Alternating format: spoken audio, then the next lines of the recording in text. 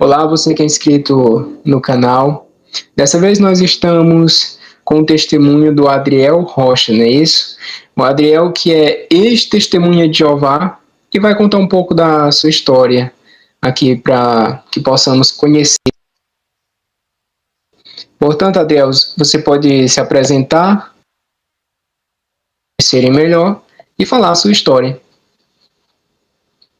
Boa noite, Railan. Boa noite a todos do canal. É um prazer estar aqui conversando com vocês, contando um pouco sobre o meu testemunho, minha história de caminhada, né? Na verdade, o princípio da história da minha caminhada, porque ela vai ser muito longa ainda, se Deus quiser.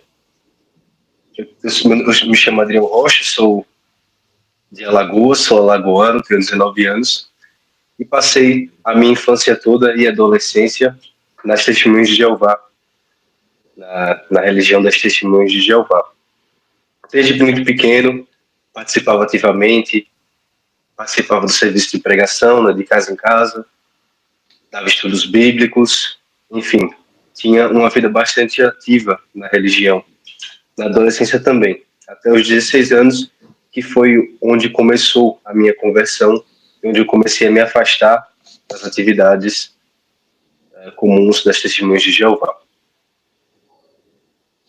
Certo. Adriel, eu gostaria de fazer algumas perguntas para que as pessoas tenham um conhecimento mais panorâmico da sua história. Portanto, quando você era criança ainda, você aceitava de todo o que as testemunhas de Jeová lhe falavam? Você cria naquilo como verdade ou você questionava algum ponto daquela religião? Eu sempre tive esse ímpeto muito questionador, sabe? Muito desconfiado, eu queria saber o porquê de tudo. Desde muito jovem, 3 anos de idade, eu ficava perguntando, queria saber o porquê de tudo. Ah, isso é desse jeito, mas por quê? Por quê? Por quê? É comum das crianças se questionarem bastante dessa forma. Mas eu era de um nível muito alto, era muito implicante nessas questões. Então, sempre eu tinha muitas dúvidas. Quando eu comecei a crescer, 12 anos, 11 anos, eu tinha muitas dúvidas. Eu achava muitas coisas estranhas. E eu perguntava e ninguém me respondia. Não, é isso aí mesmo, tem que acreditar, você está querendo duvidar da organização de Jeová, essas coisas. Então, eu sempre realmente me questionava muitas vezes, como, por exemplo, um dos questionamentos que eu me lembro até hoje era a respeito da mortalidade da alma. Eu não entendia por que a alma morria, porque a alma tinha um fim, segundo a doutrina do Testemunho de Jeová. Eu não entendia, para mim aquilo não era plausível, aquilo não fazia sentido. Não fazia sentido que a alma morresse e depois de bastante tempo Deus ressuscitasse o corpo, porque o corpo morre com a alma, vive com a alma. É algo que não fazia muito sentido lógico. E depois, com os meus estudos, eu vi que realmente não fazia sentido lógico. Parabéns pelo seu questionamento, um questionamento interessante. Agora, assim, com relação aos testemunhos de Jeová, é muito raro percebermos alguém sair desse grupo ou dessa seita. Por quê? São muito fechados, não é verdade? Me dá a impressão que você está lá, você está assim, em uma bolha, você não pode conhecer outras religiões, não pode pesquisar, você tem que engolir aquilo e pronto, que eles lhe passam. Correto? Correto, é exatamente assim. As testemunhas de Jeová têm essa característica do sectarismo. Então, quando uma testemunha de Jeová batizada decide deixar a organização ou é expulsa, né, por meio da desassociação, ela sofre algo chamado ostracismo. Isso é comum em outras denominações protestantes também, mas da maneira que acontece com as testemunhas de Jeová é algo totalmente diferente das outras. O ostracismo é muito mais forte, é muito mais visto. Apenas os parentes da testemunha de Jeová que quis sair podem ter contato. E olhe lá, é só apenas o necessário. Né? E quanto à restrição, você não pode se expor a conteúdos de outras religiões, porque eles alegam que isso dá ouvidos aos apóstatas. Você não pode dar ouvidos porque você está se colocando numa situação de risco, uma situação de perigo. Para mim, isso é um medo. Isso não é se colocar em situação de risco, de perigo, isso é um medo.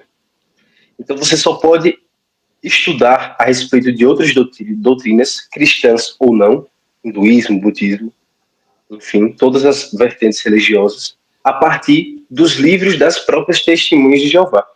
Você não pode estudar o islamismo lendo o Corão. Você não pode estudar o catolicismo lendo o catecismo da igreja, os documentos da igreja. Não pode.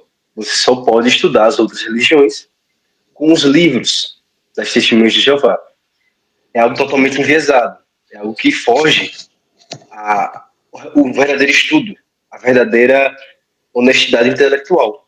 Não tem como você estudar algo profundamente sem ver vários pontos de vista. Infelizmente, isso é proibido. Inclusive, se você começar a estudar, você é divertido. Se eles descobrirem, você é divertido, eles chamam para conversar, você recebe uma advertência, às vezes você recebe até uma punição, você perde alguns privilégios lá dentro. E em casos mais extremos, você é desassociado, que é a expulsão mesmo. Então é muito grave você buscar outras fontes. E isso é totalmente contra a lógica, contra o bom senso, porque é como se eles fossem os donos da verdade. Eles na verdade, igual Jesus diz, em verdade, eles se denominam verdade. Quando alguém se converte às testemunhas de Jeová, eles dizem, fulano de tal descobriu a verdade. Nossa. Por exemplo, no meu caso, quando eu saí, as pessoas disseram, eita, Adriel, você nasceu na verdade e deixou-a. É desse jeito que acontece. Eles acham, interessante. Não acham, eles creem firmemente que eles estão com a verdade. Sim.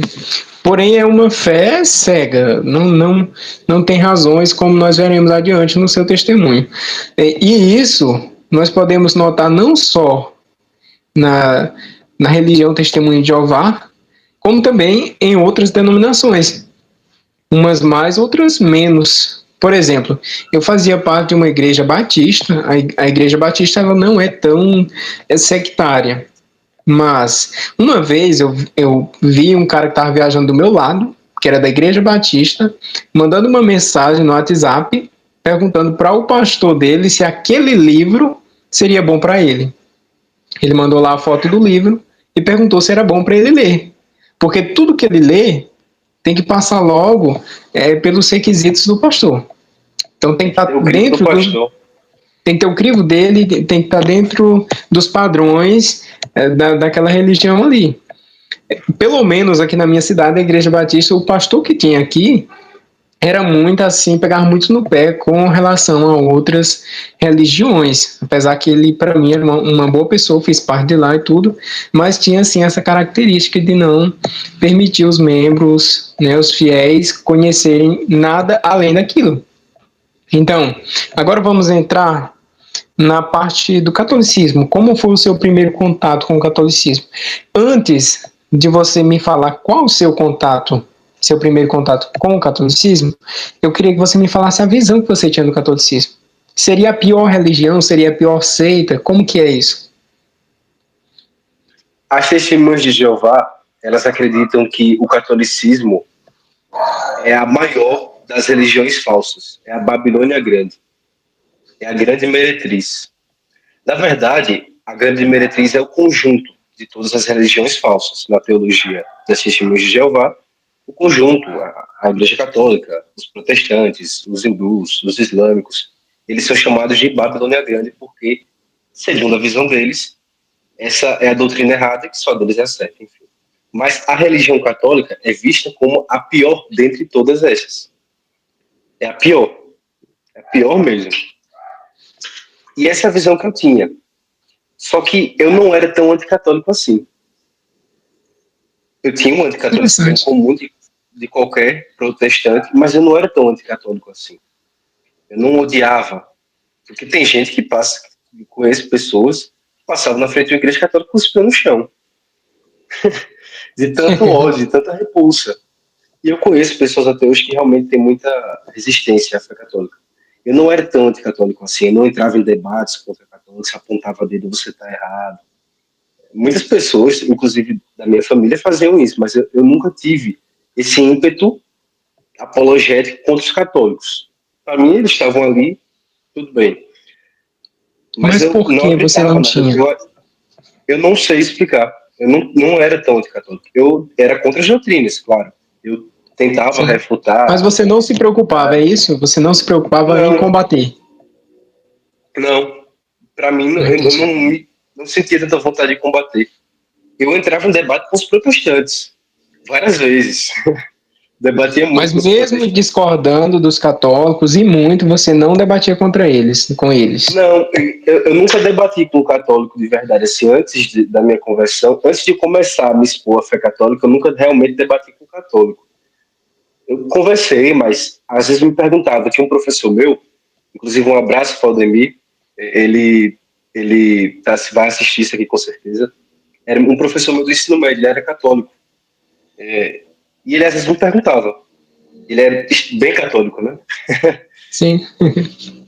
E ele me perguntava algumas coisas da doutrina. Ele gostava de perguntar. Ele gosta de perguntar as coisas aos testemunhos de Jeová.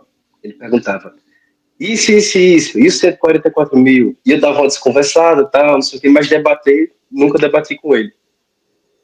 Mas a minha visão do catolicismo era que era uma religião falsa, que os católicos estavam no erro, e consequentemente eles seriam destruídos no Armagedon.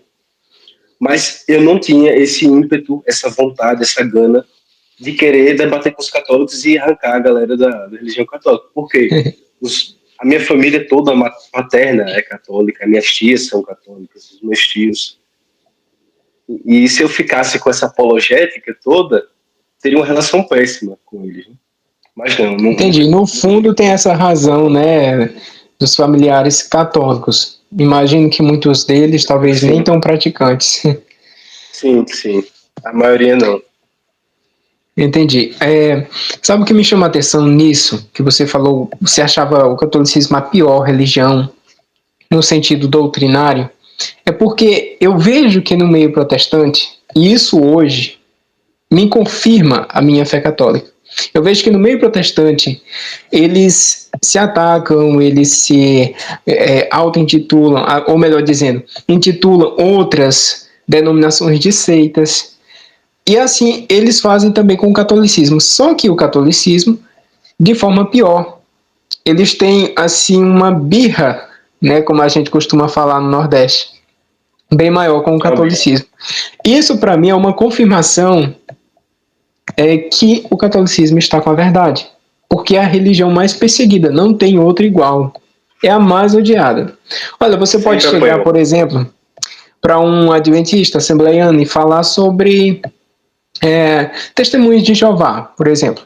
Eles vão concordar que é uma seita, vão dizer, ali é uma seita. Agora fala da Igreja Católica. Você vai perceber, você vai perceber que a ira parece que se acende no momento. Ali é o pior, ali é terrível, a Babilônia, ela é muito taxada de Babilônia, a Igreja Católica. E assim, como que se desfez essa imagem que você tinha até o momento da Igreja Católica? Em 2021, lá para novembro, foi quando eu comecei a ter uma exposição maior. Na verdade, retrocedendo mais um pouco, em junho ou julho de 2021, eu entrei pela primeira vez numa igreja católica. Foi a Catedral Metropolitana de Brasília. Sim. Que, inclusive, não é nada bonito. Mas eu entrei lá, tirei umas fotos, porque é um ponto turístico do Brasil. Tirei fotos vitrais dos anjos que estão caindo. É bem interessante. A arquitetura dela é toda ao contrário. O Niemeyer fez um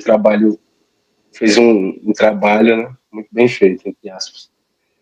Eu tirei foto e um amigo meu me chamou para assistir uma missa. Detalhe, esse meu amigo é ateu. Ele não é ateu, não acredita em Deus. E ele olhou para mim e disse: vamos assistir uma missa? Aí eu: vamos, qualquer dia a gente vê, mas por que ele? Não sei, só para conhecer, só para olhar como é que é. Sem motivo algum, né? E ele odeia a igreja católica, odeia do fundo do coração. Me chamou para assistir uma missa. Aquilo ali pode ter sido Deus me convidando, me mostrando. algum sinal. Enfim, ele nunca foi assistir a missa. No final de tudo, a gente nunca foi assistir a missa, mas eu fui. Não lá na catedral, em outra paróquia. Então eu entrei, tirei as fotos, conheci o local e fui para casa, comum. Passaram-se alguns meses, em novembro, uma amiga minha começou a indagar a respeito da minha fé, a me questionar. Porque eu estava desigrejado, tinha me afastado das testemunhas de Jeová durante a pandemia, eu comecei a me afastar mais um pouco, comecei a sair porque eu já não cria que ali estava a verdade, eu já tinha lá meus problemas, já tinha lá minhas divergências, desde 2017, na verdade eu já estava meio balançado. Mas eu estava lá por conveniência da família mesmo. Mas eu tive altos e baixos. 2017 estava meio assim, 2019 eu já estava crendo mais. Era como se fosse assim, né? Uma montanha russa. No final de 2021, eu me afastei definitivamente. E essa amiga começou a me indagar a respeito da minha fé, do meu credo, o que eu realmente queria. E eu percebi que eu não cria em nada, eu não acreditava em nada. Eu não tinha fé alguma, eu não tinha base teológica, doutrinal alguma. Eu era um total ignorante. Porque ela me fazia algumas perguntas, por exemplo, a questão do Natal, e eu tentava responder, não, que Natal é festa pagã, é o do sol, é não sei o quê. Jesus não nasceu no dia 24 de dezembro. Também, se ele não nasceu, não faz diferença alguma para os católicos. Não é dogma. E ela mandou um vídeo do Padre Paulo Ricardo. Sempre ele, né? Ele sempre está presente Sempre nas ele. conversas. Impressionante. Ele sempre aparece. Sempre. Eu já conheci o Padre Paulo Ricardo, eu já conheci o trabalho dele, a militância pró-vida, a militância anti-ideologia de gênero, lá em Brasília. Eu já conhecia o trabalho dele, admirava, achava um homem muito inteligente, muito erudito. Só que eu pensava, né, todo mundo tem que ter um defeito, né? O defeito dele é ser católico. Sabia quem ele era, mas nunca assisti nada dele a respeito de religião, só política, ideologia, enfim. E ela mandou esse vídeo do Natal, assisti esse vídeo. E ele falando sobre o Natal. E eu já não tinha aquela resistência, né? Porque era ele falando, eu já o conhecia, já tinha uma admiração. Então, eu vou escutar o que esse padre está falando aqui. Ele começou a falar e... ouviu? Rapaz, até que faz sentido. Até que faz sentido o que esse padre está falando. Então, assisti o vídeo do padre Paulo Ricardo e eu percebi que eu não tinha argumento. Eu não sabia refutar aquilo que ele falava a respeito do Natal e a maneira tão bela com que ele expôs os fatos a respeito do nascimento de Jesus. Eu assisti, não sei como responder isso daqui, não tenho base, e fiquei meio com a pulga atrás da orelha, sabe? Ficou sentado aprendendo ali. Mas de primeira não comecei a estudar a fé. Eu relutei um pouco. Mas passou uma semana, duas, e ela me indagando a respeito da minha fé. Eu disse, vou estudar. Vou ver o que esse católico está falando aqui. Vou ver o que os católicos estão dizendo aqui. Com um pouco de arrogância, um pouco de prepotência. Mas fui estudando. Alguém postou alguma página que eu seguia. Há muitos anos eu sigo essa página, não lembro o nome da página. Mas é uma página cristã de memes. E alguém tinha perguntado qual era a sequência para estudar o catolicismo. E ele postou a história da igreja de professor Felipe Aquino e a playlist A Resposta Católica do Padre Paulo Ricardo. Eu não comprei os livros do professor Felipe, mas eu assisti os vídeos do Padre Paulo Ricardo, A Resposta Católica. Assisti todos os vídeos, são mais de 300 vídeos. Eu maratonei. Era treinando na academia e escutando a Resposta Católica. Era trabalhando e escutando a Resposta Católica.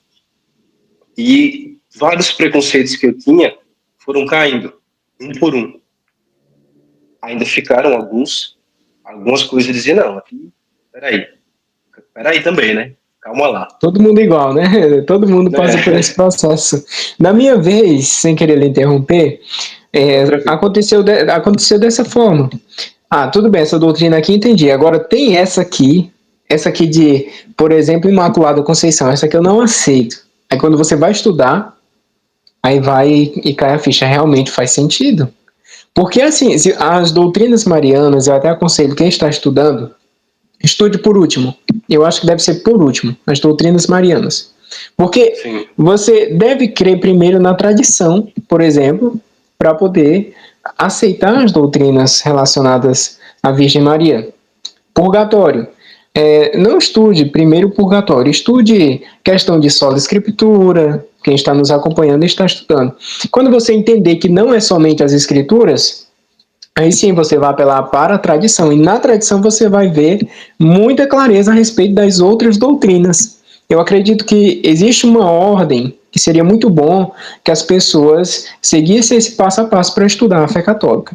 Agora, continuando, quando foi ali caindo aquele espantalho, foi se desfazendo que você tinha a respeito da igreja, através dos vídeos do padre Paulo Ricardo, qual foi o próximo passo? Eu comecei a estudar um pouco a patrística. Então, eu peguei alguns escritos dos padres apostólicos, Irineu de Leão, Santo Inácio de Antioquia, São Policarpo, vários santos da patrística, do período patrístico. Eu comecei a estudar. E eu percebi que aqueles escritos não tinham nada semelhante com a doutrina protestante, com a doutrina das Testemunhas de Jeová, mas que eram plenamente católicos. E todas as doutrinas que hoje os católicos creem já estavam lá, no primeiro século. No primeiro século, no segundo século, no terceiro século, antes de Constantino. Porque o Sim, argumento é que interessante isso. o Constantino que paganizou a religião cristã, e porque antes de Constantino todos os elementos que os protestantes alegam ser pagãos estão presentes. A não ser que Constantino tinha uma máquina do tempo, voltou ao passado, implementou todas essas doutrinas e depois voltou e nasceu. Mas isso não faz muito sentido, né? É melhor Não faz. acreditar, é melhor acreditar que os apóstolos criam isso e passaram a tradição oral aos seus discípulos, como no caso de Santo Inácio de Antioquia, que inclusive tem um ícone dele aqui na minha frente, Santo Inácio de Antioquia, que foi discípulo de São João e de São Paulo, se eu não estiver enganado. Ou foi de São João e São Pedro, não consigo me recordar no momento. Mas ele bebeu da fonte diretamente dos apóstolos. Sim. E um argumento que não faz o menor sentido e que nunca fez para mim, que eu achava muito infantil, para falar a verdade, é o seguinte: as testemunhas de Jeová alegam que com a morte de João, por volta de 104, 100 e alguma coisa depois de Cristo, a doutrina cristã se perdeu, a apostasia reinou, o mundo cristão entrou em apostasia. Isso é de um absurdo tão grande que é a mesma coisa de dizer que Jesus era incompetente ao ponto de não conseguir deixar líderes aqui na Terra que seguissem com a sua tradição, com os seus ensinos perpetuamente. E contradiz diretamente as Escrituras, porque no último capítulo de Mateus, Jesus fala que estariam conosco até os fins dos tempos. É algo que Sim. não se sustenta. E nem precisa apelar à Bíblia para refutar isso. Só precisa apelar ao bom senso e à lógica. Jesus não é incompetente, é o Jesus incompetente que não conseguiu deixar uma tradição fixa, não conseguiu deixar líderes fixos aqui na Terra para propagar o Evangelho. Isso é muito absurdo, tem que ter um pensamento muito absurdo, muito fantasioso, muito lúdico para pensar uma coisa dessa. Não faz sentido. E o pior, que as testemunhas de Jeová creem também na sola escritura, correto? Sim. Eles creem somente na Bíblia como a fonte de sua revelação. E Sim, a não, Bíblia né? não diz Sim, não. isso, não menciona isso, Não diz. essa apostasia. O pior que não. E E outra coisa muito menos interessante, ainda, pode falar, as pode testemunhas falar. de Jeová aparecendo na história para resgatar a verdade. Isso não está na Bíblia. É altamente contraditório isso aí. Agora sim, fale. Outra coisa interessante é que a Bíblia, ela surgiu da maneira que nós conhecemos hoje, compilada, bonitinha, dividida em versículos e capítulos, muito após o primeiro século. Então, dizer que a cristandade entrou em apostasia com a morte de João é dizer que a Bíblia é fruto de um ambiente apóstata. Não faz sentido, porque a Bíblia surgiu depois do primeiro século, como nós conhecemos hoje. É claro que o último livro escrito foi Apocalipse, escrito por São João, mas a Bíblia foi compilada séculos depois. O cânone foi fechado, foi definido pela Igreja Católica séculos depois. Sim. Então, dizer que a cristandade entrou em apostasia, mas a Bíblia não entrou, é querer forçar um pouco. E também isso não está na Bíblia. Então, se vamos levar a sola escritura às últimas condições, nós não podemos acreditar nisso, porque isso não está na Bíblia. Não está lá dizendo que Deus, a humanidade entrará em apostasia, a cristandade entrará em apostasia, mas a Bíblia se manterá intacta. Primeiro que nem existe esse nome na Bíblia, não existe nome Bíblia na Bíblia. Não, Então, não tem. Quando esse estalo da historicidade da Igreja Católica, dos fundamentos, das raízes apostólicas da fé católica, ecoou, eu escutei esse estalo, eu percebi que, ainda que eu tivesse várias divergências, ainda que eu não entendesse vários pontos da fé católica, vários dogmas, várias doutrinas, a Igreja Católica foi fundada por Cristo. A Igreja Católica é a verdadeira. Eu posso não entender. Até hoje eu posso não entender alguns pontos, mas eu devo acreditar. Por quê? Porque a Igreja manda. E porque a Igreja tem autoridade para isso. Porque ela foi fundada pelo próprio Cristo. E ela é o corpo de Cristo. Então, não fazia mais sentido lógico eu professar outra fé, seguir outra fé evangélica, protestante, e não seguir a fé católica, porque eu estaria seguindo uma doutrina de homens, e não a doutrina de Cristo, e não a doutrina de Deus. Quando você me falou sobre a sua história de conversão, você enfatizou que o argumento em favor do catolicismo que mais lhe convenceu foi a história, né? A historicidade. Correto? Correto. Eu sempre Porque, gostei de história, em geral. Então, estudar a história da igreja, por eu já gostar de história geral, história comum, a disciplina, eu me interessei muito pela história da igreja. sim, Por tudo que a igreja passou, primeiro, segundo, terceiro e quarto século. Inclusive, eu estou terminando aí um curso da história da igreja. Dei uma parada esses dias, muita correria, mas vou retornar. Mas essa historicidade, essa plausibilidade no argumento histórico, porque uma igreja protestante, por exemplo, a igreja luterana, ela não pode dizer que existe desde o tempo dos apóstolos, porque ela surgiu pós 1517, pós Revolução Protestante, não digo nem reforma, revolução. Mas a igreja católica pode dizer que existe desde o primeiro século, porque tem provas disso. isso. Santo Inácio de Antioquia, nas suas cartas, não lembro exato, acho que é a carta dele aos Esmirnenses. Ele fala, pela primeira vez, sobre a Igreja Católica, sobre o termo católico. A palavra católica em grego. Aí aparece aquele argumento protestante. Ah, mas não era a igreja católica, era a igreja primitiva. Olha só o nível de conhecimento que esse pessoal tem. A igreja primitiva é uma fase da igreja. A igreja primitiva. Então, qual seria essa igreja? Era protestante? Você consegue me traçar uma linha histórica de forma ininterrupta até voltar a essa igreja primitiva com o seu protestantismo? Não, não consegue. Então só pode ser a igreja católica. Eu posso apontar ela em todos os séculos de história do cristianismo, representando o verdadeiro cristianismo. Então isso aí, para mim, esse argumento histórico é um dos que falam mais forte.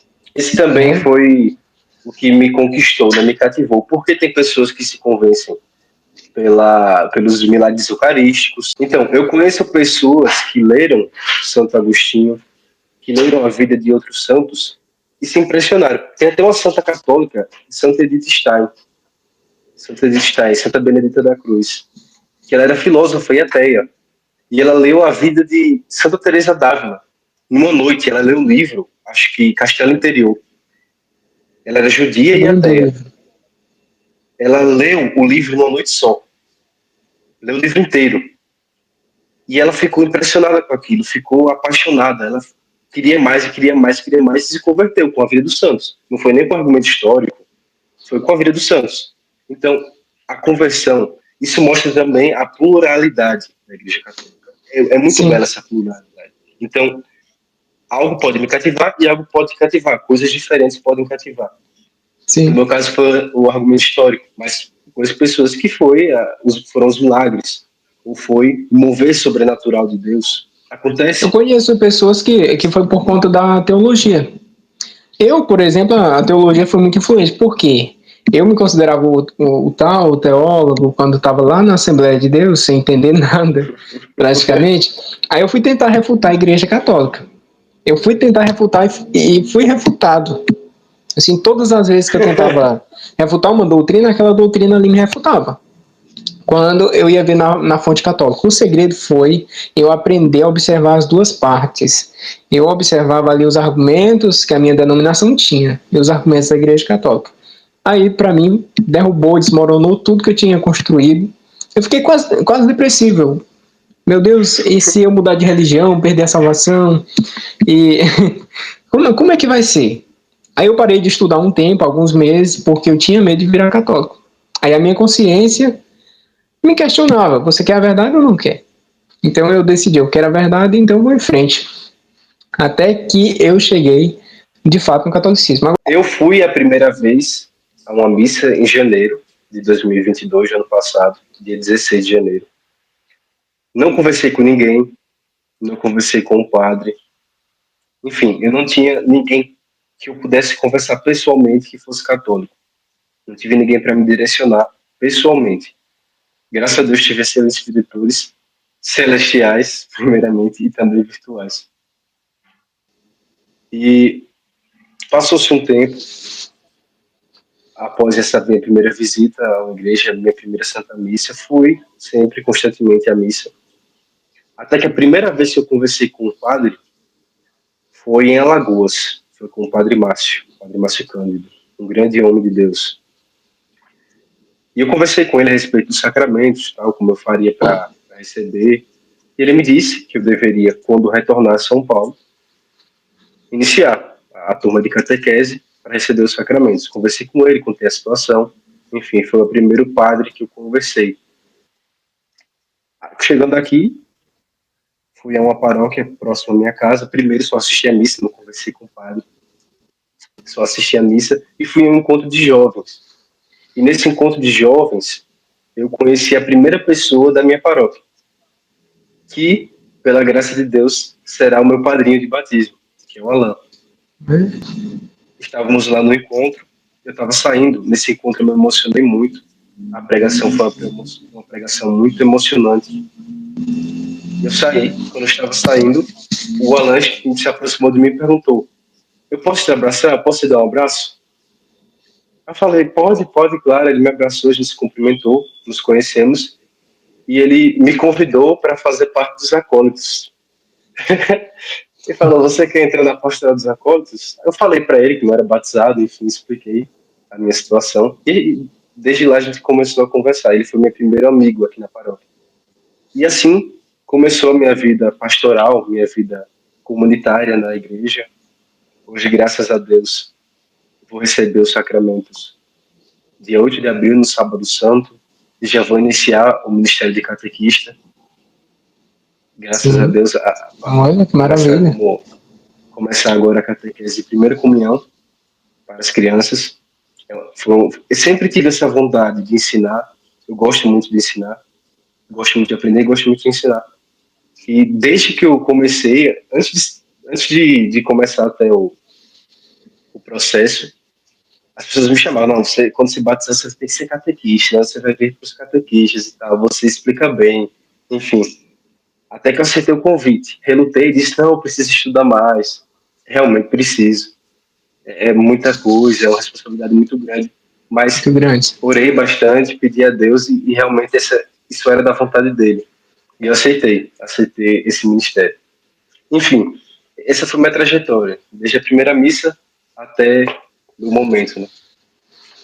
Agora, por último, um conselho para quem está estudando. a fé católica, mesmo sem querer, encontrou o padre Paulo Ricardo, encontrou o Olavo de Carvalho, esse pessoal que trouxe muita gente para o catolicismo. Eu queria um conselho para eles. O que você aconselharia? Vamos lá.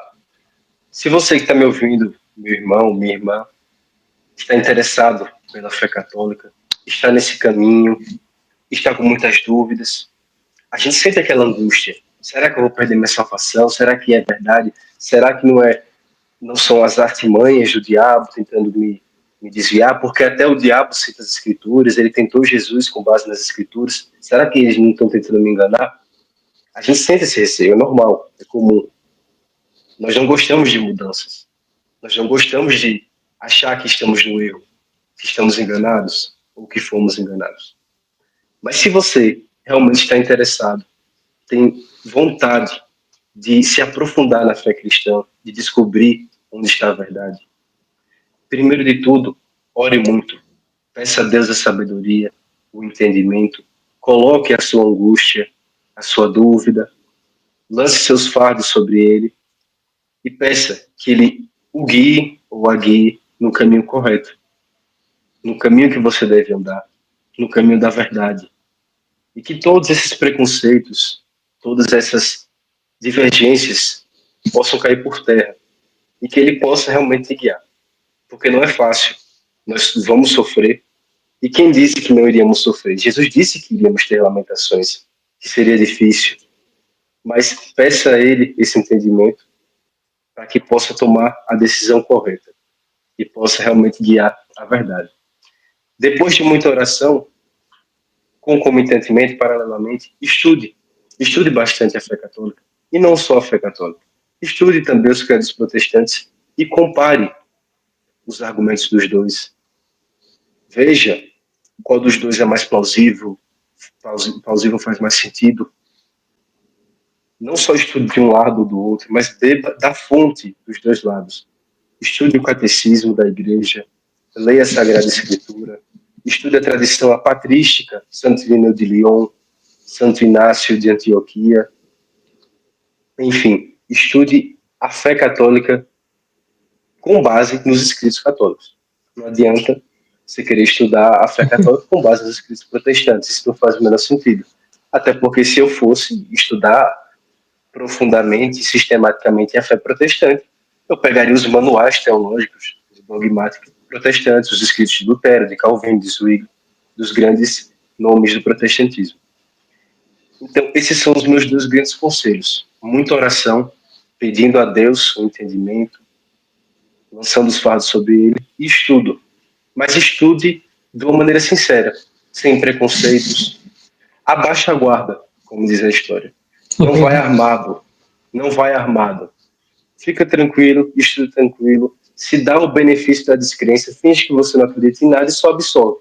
Só absorve e vai entendendo a fé católica, da maneira com que Jesus deixou ela aqui na Terra. E assim a pessoa pode ver ao que realmente deve dar crédito. Eu lembro de uma vez que eu estava muito confuso, no meio protestante mesmo, eu ainda era protestante, aí um dia eu fui orar, dobrei os joelhos e disse assim, meu Deus, me mostra a verdade, eu quero a verdade, ainda que ela esteja na igreja católica. Mas não porque eu cresci que ela realmente estava lá. Eu falei assim para Deus, porque para mim era o último lugar que estaria a verdade. Para mim era o último lugar, seria o último lugar. E eu disse assim para Deus, e Deus ouviu. Me leva à verdade, ainda que esteja na igreja católica. Pronto, eu creio que eu estou hoje, na verdade, realmente, porque a igreja católica tem isso de bom. Se eu vou para o argumento histórico, é a favor dela. Se eu vou para os milagres, é a favor dela. Se eu vou para a teologia, é a favor dela. Se eu vou para a vida virtuosa dos grandes homens de Deus, foi nela que eles viveram, que eles derramaram seu sangue e gastaram toda a sua vida por amor a Cristo. Então, todos os caminhos conduzem à Igreja Católica. Né? Todos os caminhos levam a Roma. Tem um livro assim, né, do Scott Hahn. Sim, é do Scott Hahn. É do Scott Hahn. Pronto, justamente eu creio que ele tem essa visão também. Para onde você vai? Se você for honestamente, não tem outro meio, não tem outra saída. Então você que acompanhou esse vídeo até agora, meu irmão, minha irmã, estude, ore e peça a Deus que Ele vai direcionar. E deixe seu like nesse vídeo, inscreva-se no canal se ainda não é inscrito, porque aqui neste canal nós trazemos testemunhos de pessoas que conheceram a fé católica. Também eu faço uma certa exposição da teologia católica, mostro o lado católico, os argumentos católicos, refutando algumas ideias protestantes. Não por eu estar, de certo modo, combatendo os protestantes, não. Tem muitas pessoas boas no protestantismo.